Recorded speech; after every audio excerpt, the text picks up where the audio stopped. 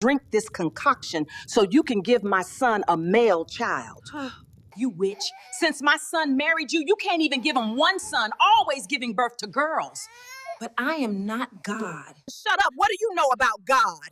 Well, I'm glad my daughter will be getting married soon, so you see how a real wife act like. My beautiful daughter, I'm glad you would give birth very soon so you can show your brother's wife we have a lot of male children in our lineage, unlike theirs. Of course, Mommy. The day Adana first entered the compound of the Okeke family as a bride, the air was thick with the scent of roasting goat meat and the rhythmic thump-thump of wooden pestles hitting mortars.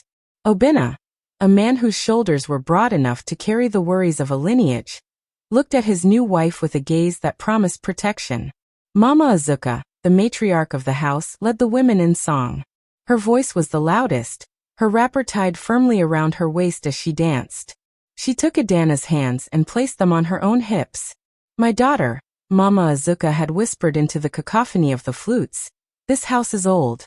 It has seen many moons, but it is hungry. It is hungry for the footsteps of many sons. Bring them to us, and you shall be the queen of Yumuik." Adana had blushed, her heart fluttering like a trapped bird. She was young, vibrant, and deeply in love. To her, children were a gift from the ancestors, a blooming of the love she shared with Obinna. She didn't see the hunger in her mother-in-law's eyes. Not yet. 1 year later, the labor pains arrived. The village was silent, expectant. Mama Azuka sat outside the birth hut, tapping her foot impatiently against the red earth.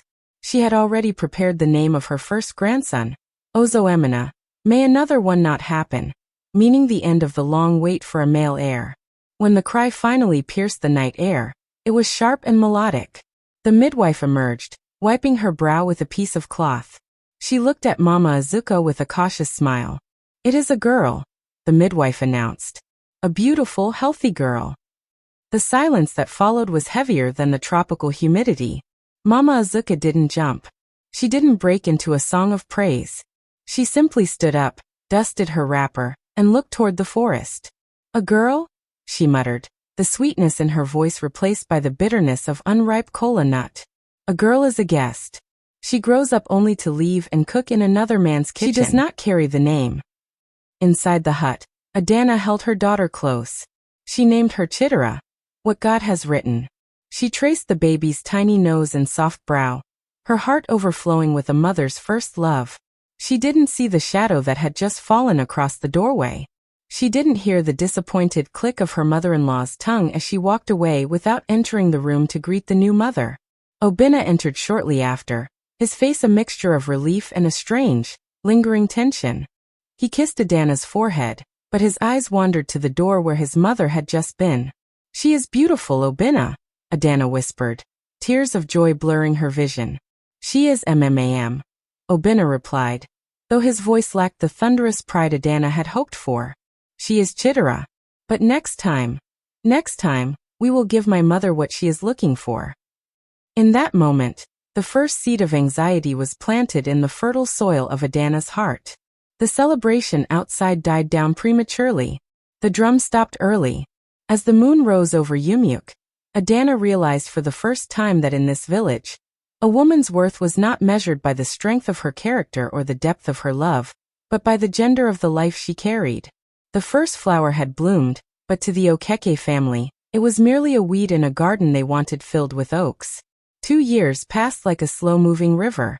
Chitara was growing into a child with eyes like bright stars and a laugh that could heal a broken spirit. To Adana, she was everything, but to the rest of the household, she was a reminder of a debt unpaid. When Adana realized she was pregnant again, the atmosphere in the compound changed overnight. The tension that had settled like dust on the rafters began to stir. Mama Azuka became strangely attentive, but it was an attention born of desperation, not affection. She brought Adana special herbs and forced her to drink concoctions made from bitter roots. "Drink this, Adana," the old woman would command, her eyes narrowed. "My grandmother used this to ensure the womb produced men. If you drink this and still bring a skirt into this house, then your chi is truly asleep." Adana drank the bitter liquids, her throat burning, her heart heavy with a prayer she felt she had to bargain for. Even Obinna seemed different this time. He spent more time at the palm wine grove, avoiding the house. He was tired of his mother's constant whispering in his ear about extinguished lamps and names that would vanish from the village records. The day the labor pains started for the second time, the heat in Yumuik was stifling. The air felt thick with the scent of impending rain that refused to fall. This time Mama Azuka did not dance.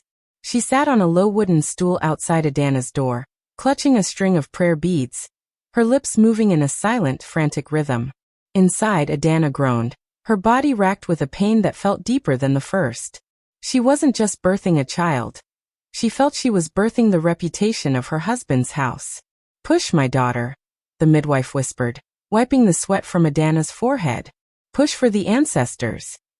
When the cry finally broke the silence of the afternoon, it was lusty and strong. Adana collapsed back against the mats, her breath coming in ragged gasps. She looked at the midwife with wide, questioning eyes. The midwife's hands hesitated as she wrapped the baby in a faded wrapper. She didn't shout for joy. She didn't call out to the neighbors. "It is another girl, Adana," the midwife said softly, her voice tinged with a pity that hurt worse than a slap. Outside, the stool scraped harshly against the ground. Mama Azuka didn't even wait for the midwife to come out. She had heard the lack of celebration. She stood at the window, her face a mask of cold fury. "Two," Mama Azuka hissed, her voice loud enough for the neighbors to hear. "Two girls? What did we do to the gods to deserve a woman who only knows how to bring mouths to feed and no hands to till the earth? You are a curse, Adana. You are a beautiful vessel filled with empty water." Adana pulled the new baby to her chest, naming her Chinaza, God answers. But as she whispered the name, she wondered if God was truly listening, or if he was mocking her. Obina entered the room later that evening. He didn't look at the baby first.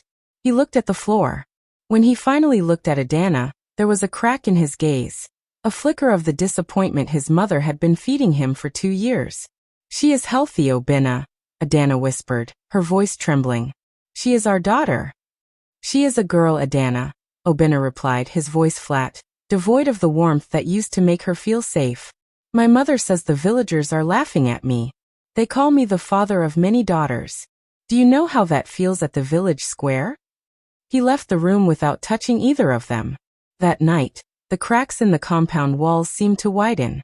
The love that had once felt like a fortress was beginning to crumble. Adana lay in the dark, the scent of the newborn baby sweet against her skin, while outside, she could hear the muffled, angry tones of Mama Azuka telling Obina that a man with no son is a man who is already dead. The flowers were blooming in Adana's garden, but in the house of Okeke, they were treated like thorns. The 3 years that followed the birth of Chinaza were long and hollow. The compound of the Okeke family, once a place of laughter and the smell of fresh palm oil, had become a graveyard of silence. Adana moved through the house like a ghost, her footsteps light and her eyes perpetually cast downward.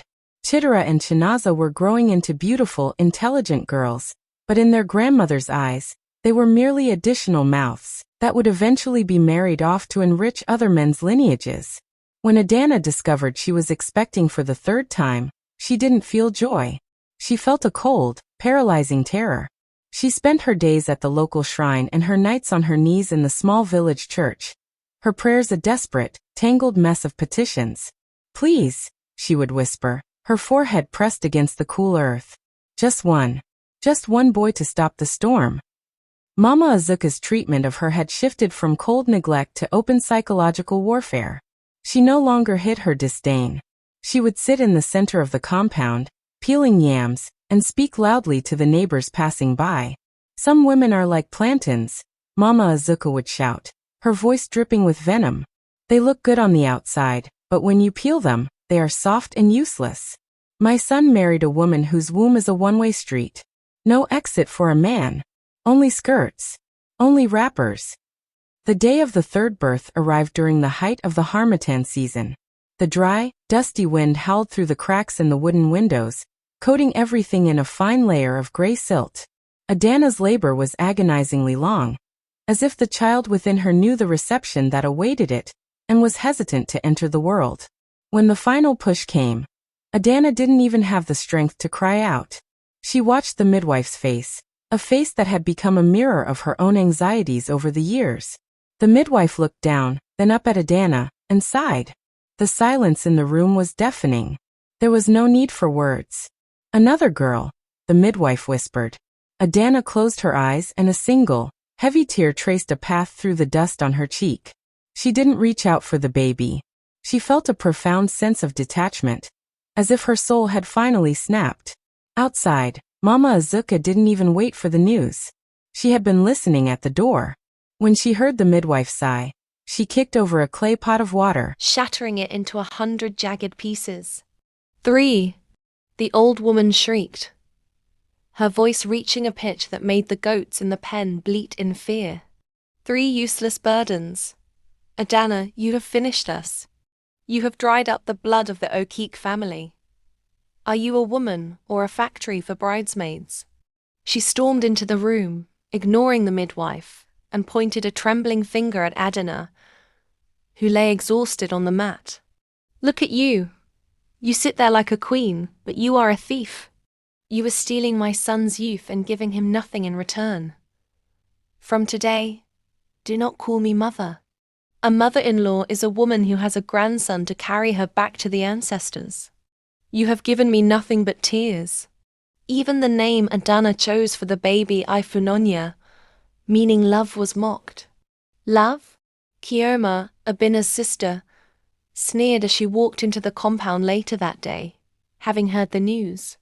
Love does not keep a father's name on the village council list. Love does not inherit the ancestral lands. You are lucky we haven't thrown you out yet, Adana. In the old days, a woman like you would be returned to her father with her head shaved. Obina was the hardest to bear. He didn't shout. He didn't curse. He simply sat by the fire, nursing a cup of bitter palm wine, and refused to look at his new daughter. When Adana tried to place Ifunonya in his arms, he pulled away as if the child were made of fire. I cannot, Adana, he muttered, his voice cracking. I am the laughingstock of the palm wine grove. They ask me if I am building a girls' school.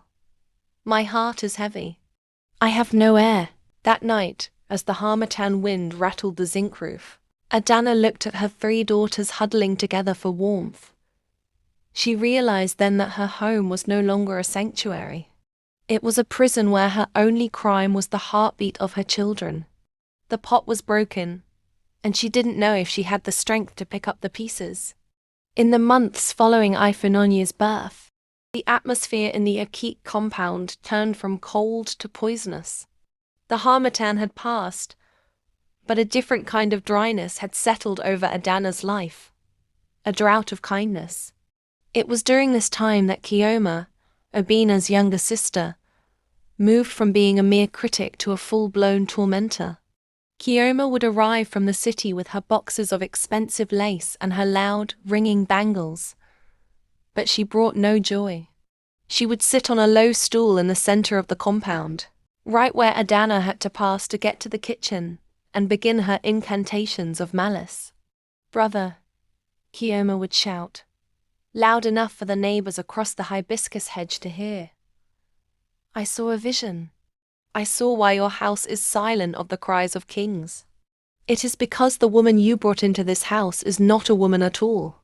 She is a night bird. Adana, carrying a heavy pot of water on her head, stopped in her tracks. Her neck felt like it would snap, but the weight of Kioma's words was heavier. Kioma, please, Adana whispered, her voice trembling. Do not say such things. I am your brother's wife. Wife! Kioma spat on the red earth. A wife builds. She does not destroy. You are a witch from the deep forest. You have a spiritual calabash where you trap the souls of the boys Abina sends into your womb. You eat them in the coven so that you can remain beautiful while my brother withers away. Mama Azuka joined in, clapping her hands in a rhythmic, mocking way. Yes, that is it. Look at her skin, it is too smooth for a woman who has birthed 3 children. She is using the blood of our grandsons to rub her body. That is why only girls come out, because the girls are the leftovers she doesn't want to eat. The accusation of being a witch is a death sentence for a woman's reputation in Yumuik. It turned the villagers against her. When Adana went to the stream, the other women moved their basins away, fearing her shadow might touch their water. When she walked to the market, mothers pulled their sons closer to their skirts. One evening, Obina came home to find Adana sobbing on the floor of the kitchen. The fire gone out and the yams unpeeled. "They call me a killer, Obina," she wailed, clutching his ankles. "Your sister tells the village I am eating your progress. She says I am the reason your cocoa farm didn't yield well this year. She says I am a witch."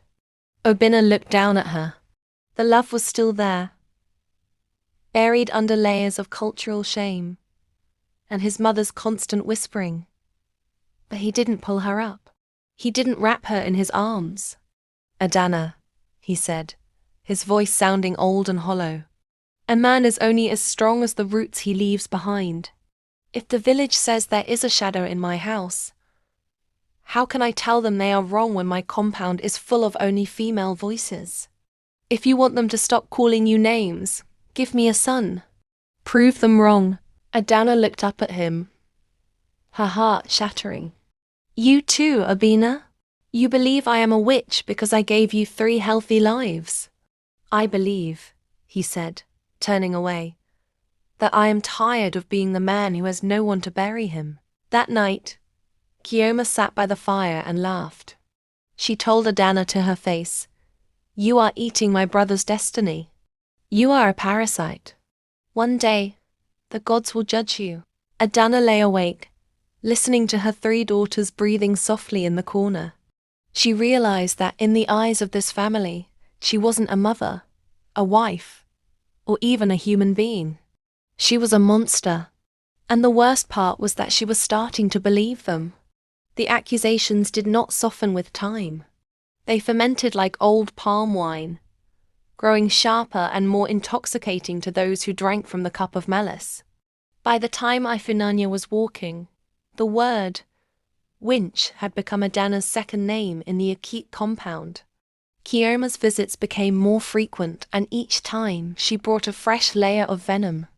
One humid afternoon, as the village of Yumuik sweltered under a relentless sun, Kioma stood in the center of the compound, pointing a trembling finger at Adana, who was trying to wash the children's clothes.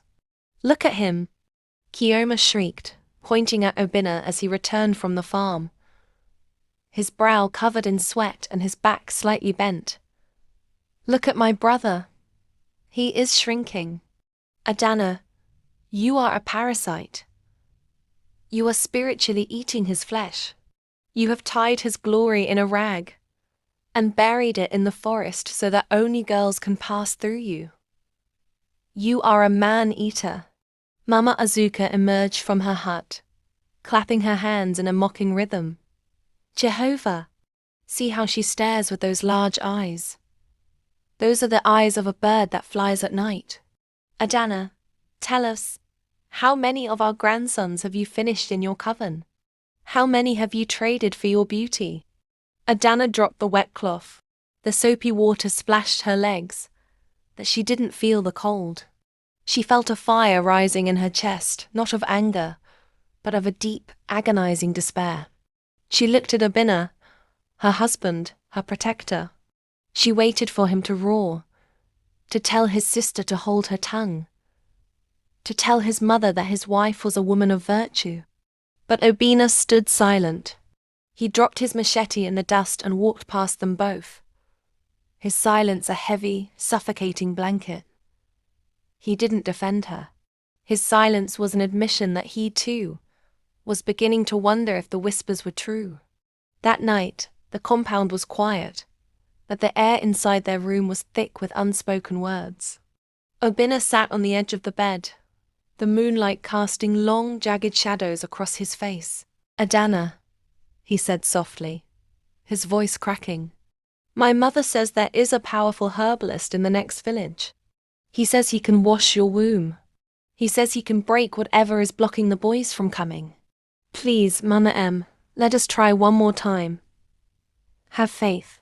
Maybe this time, the gods will smile." Adana looked at him, and for the first time, she didn't see the man she loved.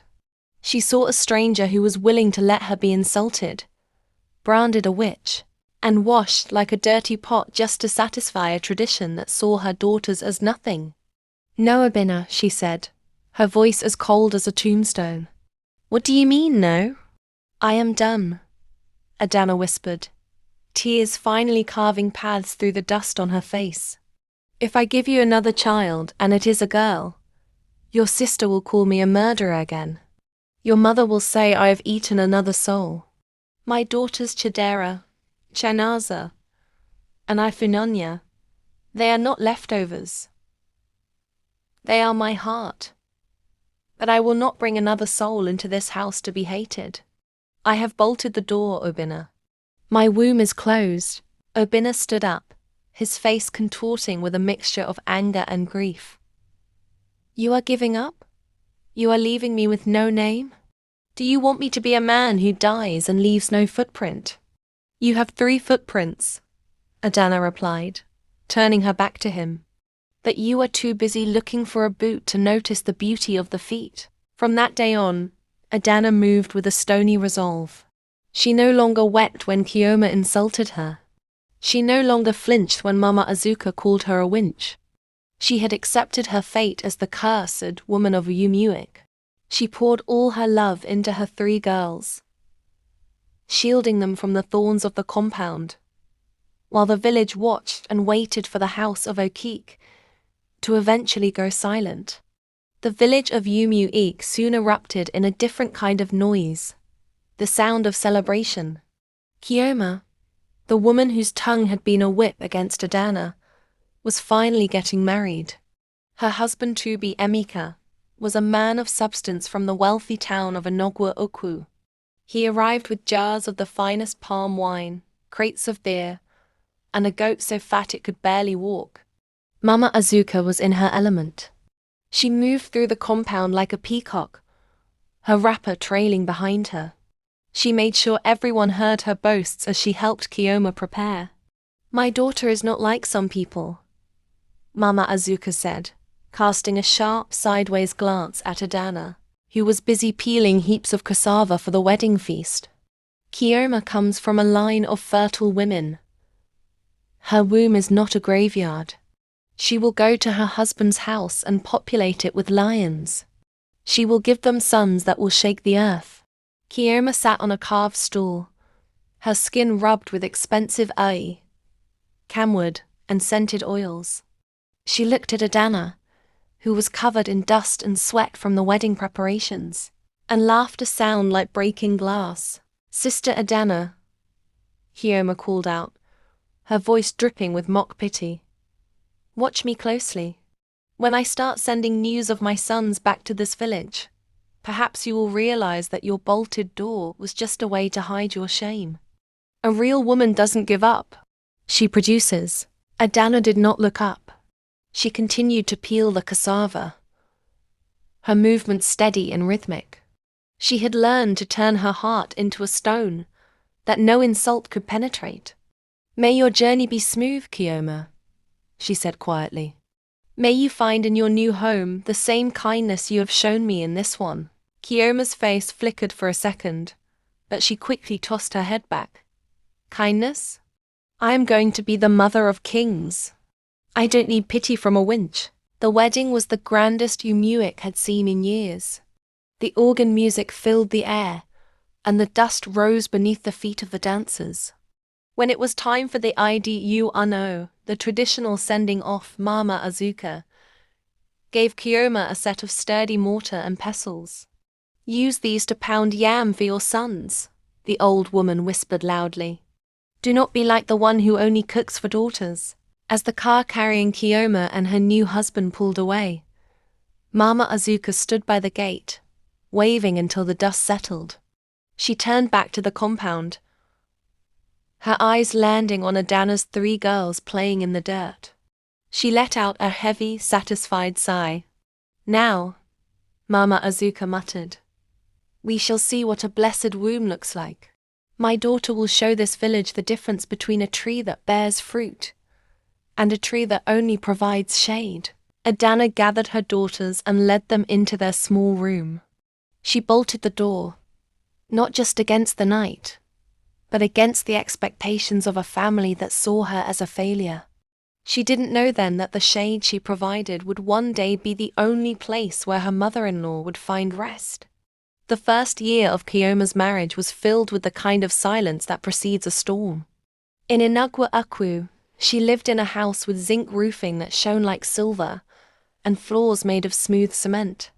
Her husband, Emeka, was a man of high standing, the first son of a large kindred. He had married Kioma not just for her beauty, but for the lioness strength Mama Azuka had promised was in her blood. When Kioma first realized she was pregnant, she sent a messenger to Yumuik with a piece of expensive George fabric for her mother, and a message that echoed through the village square. The queen is preparing the throne for her king. Mama Azuka took that fabric and tied it over her shoulder, walking past Adana's kitchen with a rhythmic sway of her hips. Do you see this, Adana? This is the cloth of a woman who knows her worth. My daughter does not wait for faith. She delivers results. Adana said nothing. She only continued to plait Chidra's hair, her fingers steady despite the sting in her heart. The months rolled by and the time for Kioma's delivery arrived. Mama Azuka traveled to Inugu Utu to perform the imugwo, the traditional postnatal care. She went with bags of stockfish, jars of premium palm oil, and a heart full of arrogance. She expected to hold a grandson who looked like Emeka, but the night of the birth, the atmosphere in Emeka's compound was eerily familiar. The labor was swift, but the silence that followed was heavy. The midwife came out, her face unreadable. Kioma has given birth, she announced to the waiting family. It is a double blessing. Twins. Mama Azuka jumped up, her wrapper nearly falling. Twins. 2 boys. My daughter has done what no one else could. No, the midwife interrupted softly. 2 girls. 2 beautiful, identical girls. The joy died in Mama Azuka's throat like a choked flame. Emeka, who had been standing by the pillar, didn't utter a word.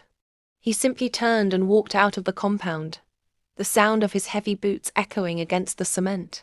Inside the room, Kioma lay pale and trembling.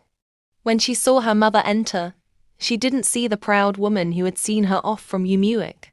She saw a woman whose face was twisted with a strange, sudden fear. Mama, Kioma whispered, her voice cracking. They are girls. Mama Azuka sat on the edge of the bed, but she didn't reach out to touch the babies. It is a mistake of the moon, Kioma. It happens, the next one. The next one must be the lion. But the mirror had already begun to turn. Amaka's sisters, women with sharp tongues and even sharper eyes, stood by the doorway. They didn't bring warm water or soft cloths. They stood with their arms folded. So, the eldest sister-in-law, Nika, said with a cold smirk, "The lioness from Yumuik brings us 2 more mouths to dowry. Our brother spent so much on your head so you could bring us people who will leave this house. This is not what we paid for." Kioma felt a chill that had nothing to do with the evening breeze. The words were familiar, they were the very words she had used to skin Adana alive. For the first time, the winch hunter was becoming the prey. The months following the birth of the twin girls in Inaguyuku were not filled with the sweet scent of baby powder, but with the bitter smoke of resentment. Kioma, who had once walked the streets of Yumuik with her head held high like a palm frond in the breeze, now found herself shrinking into the shadows of her husband's house. The transformation of her home was terrifyingly familiar. Her husband Emeka, who had once bought her gold trinkets and Dutch wax prints, now barely looked at her. He spent his evenings at the village square, returning late with the smell of palm wine on his breath and a coldness in his eyes that froze Kioma's heart. One morning, Kioma was struggling to bathe the twins who were crying in unison. Her back ached, and her spirit was frayed. Nika, her eldest sister-in-law, walked into the kitchen and kicked over the basin of warm water Kioma had just prepared. "Are you deaf?" Nika barked, her voice echoing off the zinc roof. I asked for my breakfast an hour ago. Instead, you are here playing with these visitors. Do you think our brother married you to start a nursery for girls? You are a useless woman, Kioma. Perhaps you brought a shadow from your father's house. Kioma felt a sharp pang in her chest. A shadow from her father's house. I am trying, Sister Nika, Kioma whispered, her voice trembling. The babies are young. Don't call me sister. Nika snapped. A sister-in-law is someone who brings a male heir to protect the family land. You? You are just a consumer of yams. You are a winch. Yes, a winch who has tied our brother's progress so he cannot have a son. You are eating the boys in your womb. The word hit Kioma like a physical blow. Winch. She sat on the damp floor, the twins wailing at her feet, and for the first time, a vision of Adana flashed before her eyes. She remembered Adana kneeling in the dust of the Yumuik compound, weeping while Kioma herself stood over her, calling her the exact same names. She remembered accusing Adana of eating Abina's destiny. Now, as she looked at her own sisters-in-law, she saw her own face mirrored in their cruelty. She saw her own tongue in their mouths. Mama Azuka, who had stayed for the Amugwo, sat in the corner of the compound, silent and withdrawn. She didn't defend Kioma. She couldn't. The very culture she had used as a weapon against Adana was now being used to skin her own daughter alive. Every time Nika insulted Kioma, Mama Azuka winced, her pride crumbling like a dry mud wall in the rainy season. Mama, Kioma cried out that evening when they were alone. Did you hear what she called me? She called me a witch. She said I am eating Amaka's children. Mama Azuka looked at her daughter, her eyes hollow. I heard, Kioma. I heard, but I am not a witch, Mama. I love my husband. I want a son more than anything. I know, Mama Azuka whispered, her voice barely audible. In that moment, the realization began to seep into Kioma's soul. The pain she was feeling, the isolation, the shame, the fear of being cast out, was the exact weight she had placed on Adana for 7 long years.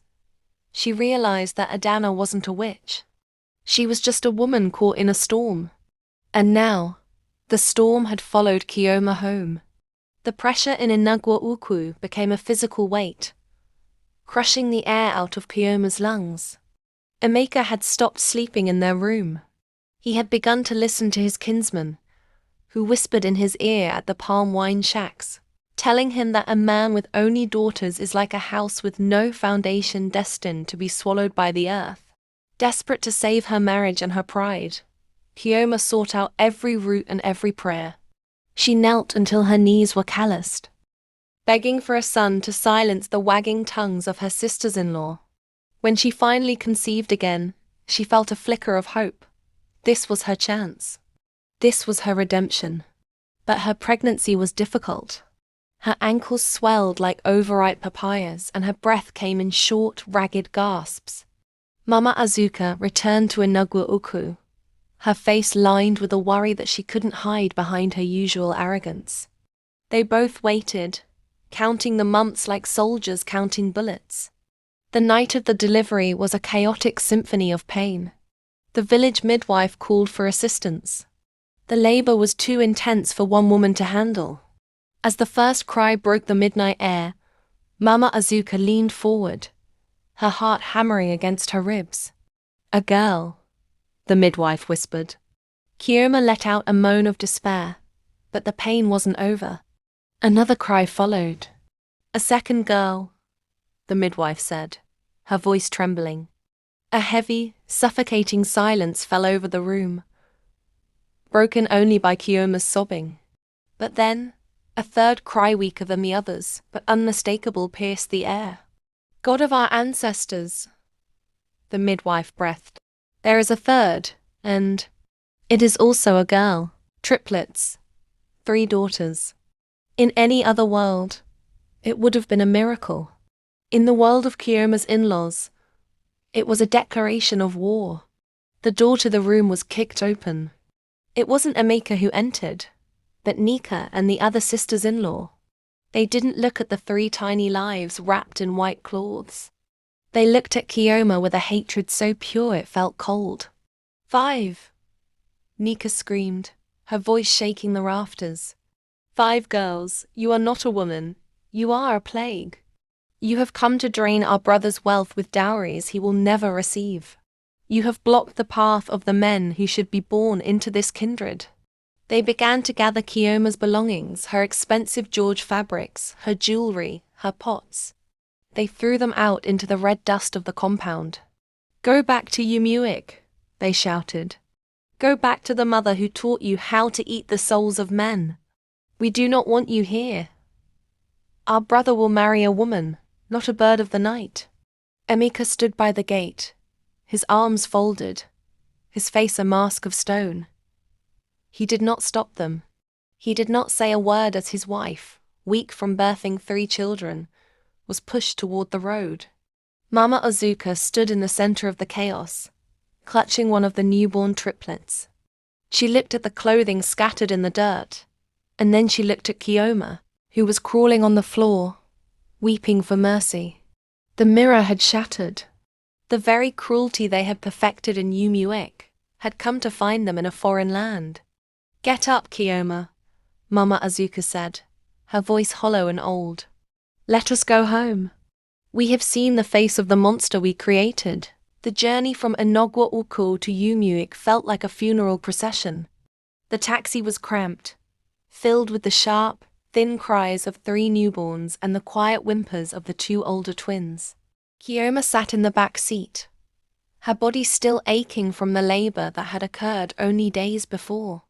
Her wrapper was stained, her hair unkempt, and her eyes, once bright with arrogance, were now hollow pits of shame. As the car bumped along the red clay road leading into their village, the familiar sights of the palm groves and the village square did not bring comfort. They brought terror. Kioma remembered how she had left this village in a motorcade of pride, throwing insults back at Adana like stones. Now, she was returning like a thief in the night. The taxi pulled up to the Yumuik compound. The engine cut out, leaving a silence that was quickly filled by the wailing of 5 hungry girls. Mama Azuka climbed out first. Her shoulders, once held so high they seemed to touch the sky, were now slumped. She didn't call out to the neighbors.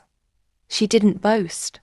She began to offload the tattered bags that the sisters-in-law had thrown into the dirt. Adana was in the kitchen, the scent of her bitter leaf soup wafting through the air. She stepped out, wiping her hands on her apron, followed by her 3 daughters Chadera, Chanaza, and little Ifunanya. They stood on the veranda, watching the scene. Kioma tumbled out of the car, clutching 2 of the triplets to her chest. She looked at Adana, and for a moment, time seemed to stop. She saw the woman she had called a witch. She saw the woman she had accused of eating her brother's destiny. Mama! Kioma sobbed, falling to her knees right there in the red dust of the compound. They threw me out, Mama. They called me a winch. They said I am a graveyard for men. They said my daughters are a plague. Mama Azuka stood over her daughter, tears finally breaking through the cracks in her hardened face. She looked at Adana, then at the 5 little girls huddled by the taxi, and then at her own hands. Adana, Mama Azuka whispered, her voice trembling like a leaf in the harmattan wind. My daughter has come home. They treated her like you treated me, Adana finished softly.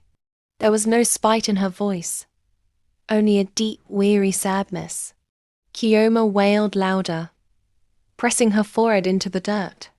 Sister Adana, forgive me. I didn't know.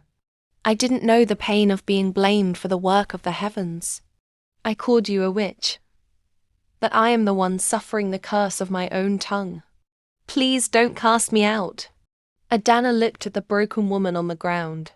She remembered the nights she had cried herself to sleep, She remembered the bolted door of her own womb. But as she looked at the innocent faces of Kioma's 5 daughters, she felt a surge of something she hadn't felt in years. Confidence. If the world was this cruel to women who birth girls, then she would have to be the one to stand tall. If Kioma could survive 5, Adana realized she could survive anything. Adana said, stepping down from the veranda. She reached out and took one of the crying triplets. The house is big enough for all of us. A girl is not a curse. A cold heart is. Mama Azuka sat on the floor beside her daughter and wept. For the first time in her life, the great matriarch of Yumuik realized that the lions she had been seeking weren't the men she wanted to birth, that the women she had been trying to break. The Yumuik compound, once a theater of war, had become a sanctuary of shared sorrow. With 8 girls now running, crawling, and crying within the walls, the air was thick with the scent of baby formula and the constant rhythm of washing clothes. Mama Azuka, the woman who once demanded to be served like a queen, was now found every morning hunched over a basin, scrubbing the nappies of her granddaughters with a quiet, broken humility. Kioma was a shadow of her former self. She jumped at every loud noise, her ears still ringing with the insults of her in-laws. She couldn't look Adana in the eye without bursting into tears. But amidst this atmosphere of defeat, something strange was happening to Adana. Watching Kioma's brokenness didn't make Adana feel vindicated. It made her feel powerful. She saw the 5 girls Kioma had brought home, beautiful, innocent, and full of life, and she realized that the shame the village spoke of was a lie. If Kioma could survive the rejection of an entire kindred and still hold those 3 triplets to her chest, then what was there left to fear? Obina, Adana said one evening. They were sitting on the veranda, the moon hanging like a silver sickle over the palm trees. For the first time in years, she didn't shrink away from him. Obina looked at her, his face weary. He had been working double shifts at the farm to feed the many mouths now under his roof. He looked at his sister Kioma, who was rocking 2 babies at once, her eyes red from weeping. He looked at his mother, who was sitting in the dark, silent. Adana? He asked. The door, she whispered, her voice steady and clear. The door I bolted. I want to open it. Obina froze. Adana, after everything? After what happened to Kioma, my mother and my sister, they are broken because of the curse of girls. Do you want to risk more insults? If another girl comes, I don't think this house can take the weight of the silence. Adana stood up, her wrapper tied firmly around her waist. She looked at the room where her 3 daughters slept, and then at the room where Kioma's 5 slept. It can't be worse than what we have already seen, Obina, she said, her eyes flashing with a fire he hadn't seen in a decade. I used to be afraid that a girl would make me a failure. But look at us. We are surrounded by girls and the sun still rises. If God gives us a girl, we will name her Kamziokuguvo, as I asked of God. If he gives us a boy, we will name him Osinachi. It comes from God. I am no longer afraid of the village's tongue. My confidence is not in a son. It is in the fact that I am a mother. Obina felt a surge of hope he hadn't felt since their wedding day. He reached out and took her hand. You are sure, Mama? I am sure, she said. The winch is dead, Obina. Only the woman remains. That night, for the first time in years, the tension left the master bedroom. Adana didn't pray for a boy. She prayed for the strength to love whatever came, knowing that she had already survived the worst the world could throw at her. The seeds were planted not in fear, but in a newfound, defiant grace. The 9th month arrived with a heat that made the very air in Yumuik tremble. The compound was different now. There was no shouting, no mocking. Kioma spent her days helping Adana. Her once sharp tongue now used only to sing lullabies to her 5 daughters and Adana's 3. Mama Azuka sat in the shadows, a woman humbled by the weight of her own reflection. When the labor pains finally gripped Adana, she didn't hide in fear. She gripped the post of the veranda and breathed through the fire. The midwife was called, but this time, the whole village seemed to hold its breath. The news had spread. The woman they called a witch was birthing again. The struggle lasted through the night. As the sun began to peek over the iroko trees, a cry shattered the silence. A roar so deep and lusty it sounded like a lion's cub. The midwife emerged, her eyes wide with shock. "O Binna! O Binna!" she screamed. "A man! A king has arrived!" But before the cheers could peak, a second cry followed, just as strong as the first. The midwife ran back in and came out again, tears streaming down her face. "Two! It is twin boys. 2 pillars for the house of Yumuik." The compound erupted. Obina fell to his knees, his forehead touching the red earth, sobbing with a relief that washed away a decade of shame. The village women began to gather at the gate, their voices rising in a high-pitched ululation. The reign of forgiveness. The naming ceremony was the largest Yumuik had ever seen. But the most beautiful moment happened before the guests arrived. In the quiet of the morning, Adana sat on her bed, a boy on each arm. Mama, Azuka, and Kioma entered the room. They didn't come with the arrogance of the past. They came with basins of warm water and towels. Mama Azuka knelt at the foot of Adana's bed. She took Adana's feet in her wrinkled hands and began to wash them, her tears mixing with the water. "My daughter," the old woman sobbed. "I called you a witch because I was blind. I saw my own daughter the fire I lit for you, and only then did I realize that a child is a gift, not a trophy. Can you ever forgive a foolish mother?" Kioma knelt beside her, clutching Adana's hand. "Sister, I was the venom in your life.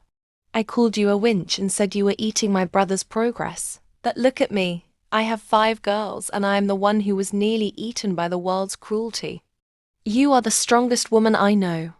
Please let me be a sister to you again." Adana looked at her 3 daughters standing proudly by the crib, and then at the 2 boys. She looked at the 2 broken women before her and felt the last bit of bitterness leave her heart. "Rise up," Adana said softly. "The boys brought the celebration, but it was my daughters who gave me the strength to wait for it. In this house, every child is a king, and every girl is a queen. Let the past stay in the dust." The sun rose over Yumuik, and for the first time in many years, the house of Yumuik was truly full, not just with children, but with a love that had been tested by fire and come out as pure as gold. The voice you selected does not support this language.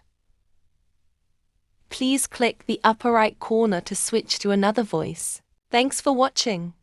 If this story touched your heart and reminded you that God's time is always the best, please like this video and share it with someone who needs to hear it. Don't forget to subscribe and hit the notification bell for more amazing, emotional, and life-changing stories from the heart of Africa. See you in the next one.